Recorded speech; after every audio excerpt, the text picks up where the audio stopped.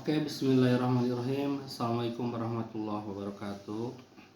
Alhamdulillahirabbil alamin, wassalatu wassalamu ala asrofil anbiya'i wal mursalin wa ala alihi washabihi ajmain, amma ba'du. Yang saya hormati pimpinan Bawaslu Kota Cirebon, barangkali yang hadir langsung di pelantikan PTPS di Kecamatan Kota Cirebon, kemudian pimpinan Panwascam Kota Cirebon, dan juga teman-teman PKD, dan tentunya yang sangat saya cintai dan sangat saya banggakan, teman-teman pengawas TPS yang hari ini dilantik sebagai pengawas TPS. Pertama-tama saya ucapkan selamat atas pelantikannya, dan mohon maaf kenapa ini pakai video, karena saya dalam kondisi kurang sehat, tapi ingin berbagi pesan untuk teman-teman semua. Pertama, apa yang harus dilakukan, disiapkan oleh teman-teman PTPS yang paling krusial pada saat pemungutan dan penghitungan suara. Nah, jadi yang harus dilakukan oleh teman-teman PTPS, pertama adalah tahap persiapan. Persiapan itu tentunya senjatanya itu apa dulu? Pertama adalah alat tulis, kemudian handphone untuk memotret, memvideo, dan juga untuk mengisi siwaslih gitu ya. Kemudian jangan lupa juga dengan memastikan kondisinya fit dan sehat, artinya sudah sarapan terlebih dahulu. Nah, di mana langkah kondisi krusial teman-teman yang harus diantisipasi di tahap persiapan, yaitu adalah minimal sejak H-1 pencoblosan, artinya pada tanggal 26 November itu teman-teman PTPS itu harus sudah memastikan logistik sudah sampai, surat suara, kemudian formulir-formulir ya kan, dan juga berbagai peralatan termasuk bilik suara dan lain-lain. Tapi yang paling krusial di sini adalah surat suara. Tapi bukan berarti formulir yang lain seperti formulir daftar hadir, kalau dulu C7 gitu ya, itu juga harus pasti ada. Dan itu yang pertama. Kemudian yang kedua, logistik itu disimpan di mana, dan dipastikan surat suara itu ada dan mencukupi dengan jumlah pemilih yang ada di TPS tersebut. Nah, itu harus dicek ya, H-1 dipastikan. Nah, kemudian untuk teman-teman PTPS itu jangan tidur terlalu malam, karena besoknya akan punya tugas berat gitu ya. Ya, disarankan paling lama jam 10 malam tanggal 26 itu udah tidur. HP-nya dicas, pastikan kuotanya udah diisi. Nah, gitu. Kemudian pagi-pagi setelah sholat subuh bagi yang muslim itu harus bersiap-siap gitu ya untuk menyiapkan perangkatnya datang ke lokasi TPS. Nah, disarankan untuk mengantisipasi barangkali ada biasanya serangan fajar atau serangan subuh, jangan lewat di jalan biasa. Nah, lewat di jalan yang lain untuk menuju ke TPS itu. Siapa tahu gitu kan. Untuk pencegahan gitu. Supaya tidak ada pihak-pihak yang melakukan tekanan, intimidasi ataupun pengaruh dengan uang dan lain sebagainya. Nah, kemudian pada saat sudah di lokasi TPS itu pastikan ya logistik yang sebelumnya sudah dicek itu artinya sudah disiapkan di situ. Nah, pada saat tank jam 7 berarti seluruh teman-teman KPPS yang 7 orang itu sudah siap, kemudian Linmas juga sudah siap, dan teman-teman diusahakan datang terlebih dahulu. Nah, saksi itu biasanya ada yang ya kadang suka terlambat gitu. Nah, itu dicatat gitu ya, misalnya saksi mana yang sudah datang dan siapa yang terlambat. Nah, kemudian untuk yang dipastikan juga pada saat sebelum dimulai itu kan ada prosesi, dimana dipastikan kotak itu dalam keadaan kosong, kemudian logistik dalam keadaan utuh gitu ya, dan demikian juga formulir-formulir. Nah, setelah itu dimulai pembukaan prosesi, kemudian yang perlu diantisipasi adalah pengawas TPS memastikan jenis pemilih.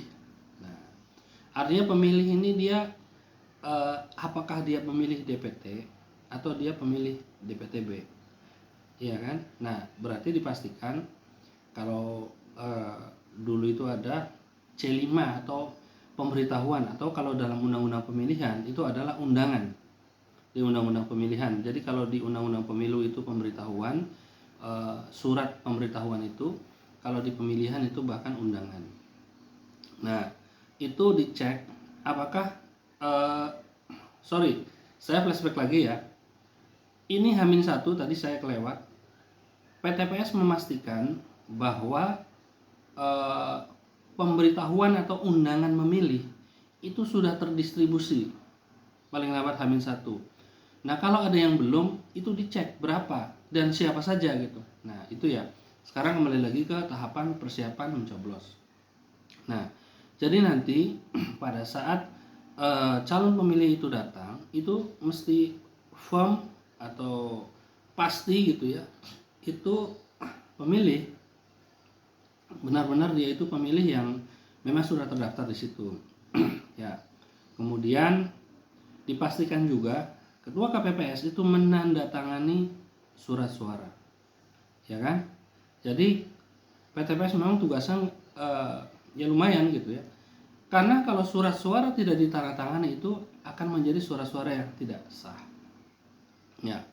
Kemudian setelah pemilih mencoblos gitu ya di bilik suara, pastikan jarinya dicelupkan gitu ya. Dan kalau dia pemilih warga Kota Cirebon, pastikan dia memilih 2, berarti memilih gubernur dan wakil gubernur, wali kota dan wakil wali kota, seperti itu.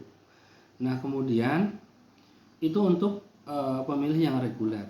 Nah, yang agak rawan itu biasanya adalah pemilih yang disabilitas ataupun pemilih yang sedang sakit.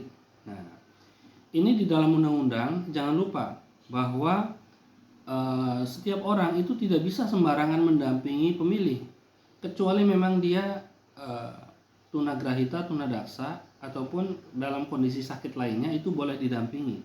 Selain itu dia tidak bisa didampingi, dia harus memilih sendiri. Itu yang poin berikutnya. Kemudian bagi pendamping, orang yang memang layak untuk didampingi, dia itu dilarang untuk memberitahukan pilihan orang yang didampinginya kepada siapapun. Tentunya ini untuk menjaga asas kerahasiaan. Nah, seperti itu. Nah, berikutnya yang agak rawan lagi itu adalah biasanya di jam-jam rawan, kalau tiba-tiba misalnya suara-suaranya itu kurang. Nah, ini persoalan. Jadi kalau surat suara ternyata kurang daripada jumlah pemilih yang ada di TPS setempat, kalau kurangnya tidak terlalu banyak, itu pengawas TPS segera menyarankan kepada KPPS untuk melaporkan kepada PPS-nya. PPS untuk berkoordinasi tentunya dengan PPK sampai dengan KPU untuk mencari sisa suara-suara dari TPS sekitar kalau tidak terlalu banyak. Dan tentunya PTPS juga harus melaporkan ke pengawas kelurahan tentang kondisi tersebut.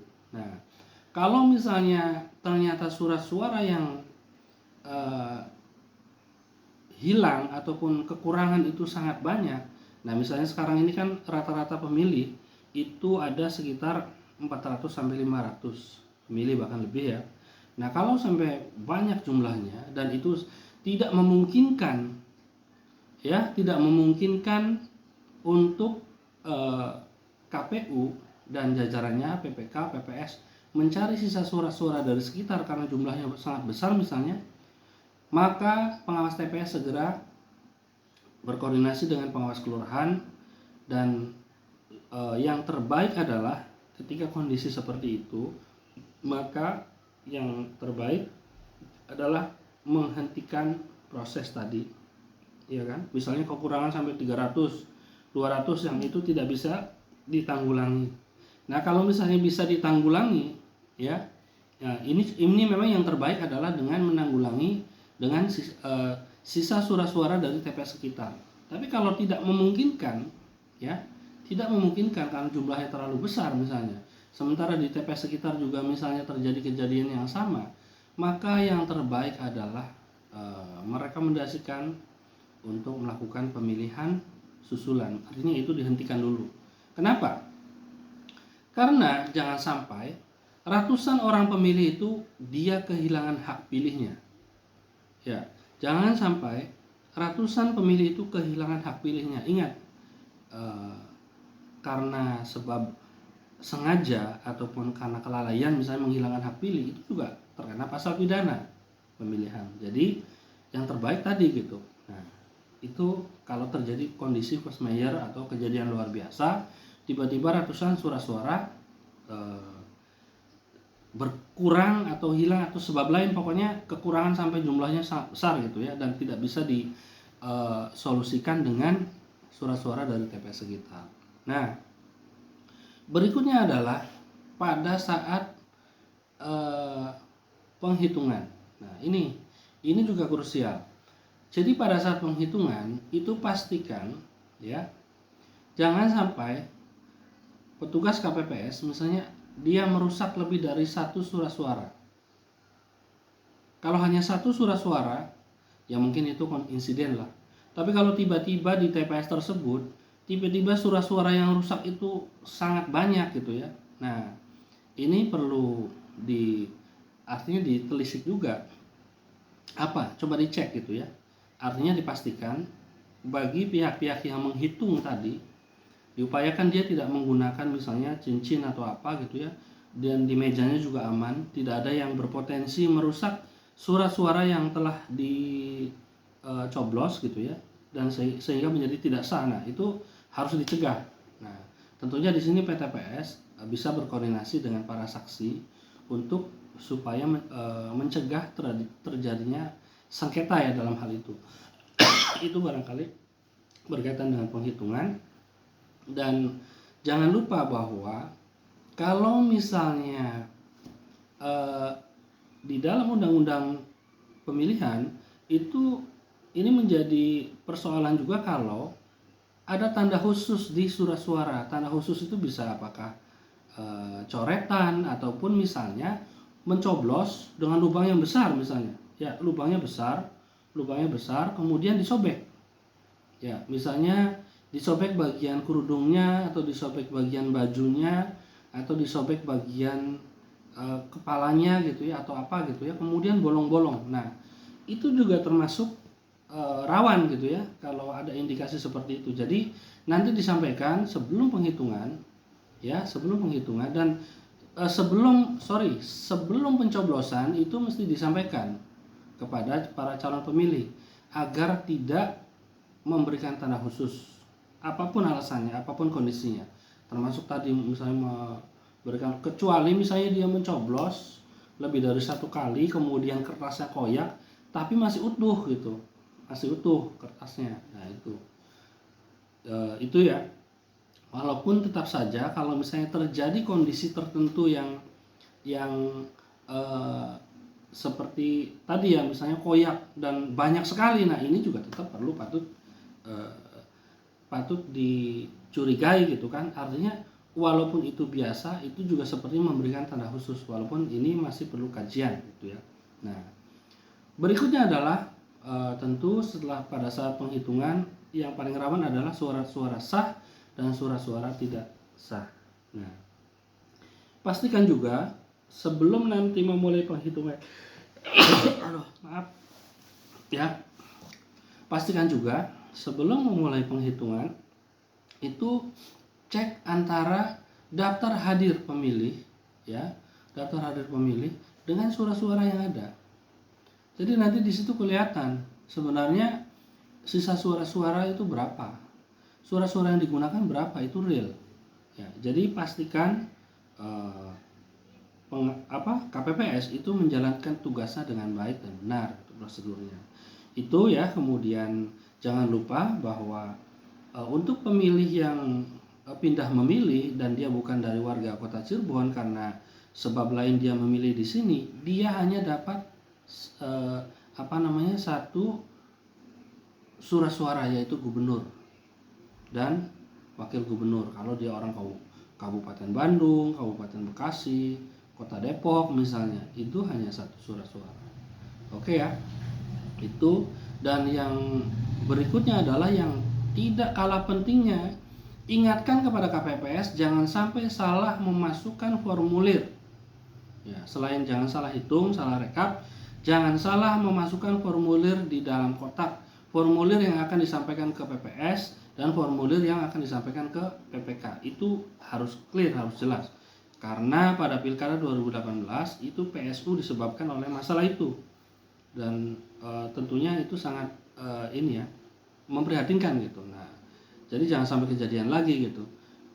Seluruh formulir yang nanti akan disampaikan ke PPS, PPK dan KPU itu harus ada di luar, jangan dimasukkan ke dalam kotak. Jadi jangan sampai nanti itu sengaja dimasukkan dalam kotak lalu sehingga menjadi sebab kotak itu dibuka lagi kayak peristiwa 2018, itu jangan sampai terjadi. Nah, dan yang terakhir adalah pastikan kotak suara itu di hari yang sama. Ingat, di hari yang sama itu harus sampai di PPK. Ya. Itu harus sampai di PPK. Itu jelas diatur di dalam undang-undang ya. Di Undang-Undang Nomor 1 2015 memang ada di PPS, tapi di Undang-Undang Nomor 8 2015, kemudian revisi Undang-Undang 10 2016 dan Undang-Undang Nomor 6 2020, maka itu harus langsung di PPK. Oke? Clear? Barangkali ini beberapa hal yang dapat saya bagi, semoga bermanfaat untuk teman-teman semua. Kurang lebih mohon maaf apabila ada hal-hal yang kurang, dan terima kasih teman-teman Panwascam, semangat, tetap jaga kesehatan. Assalamualaikum warahmatullahi wabarakatuh.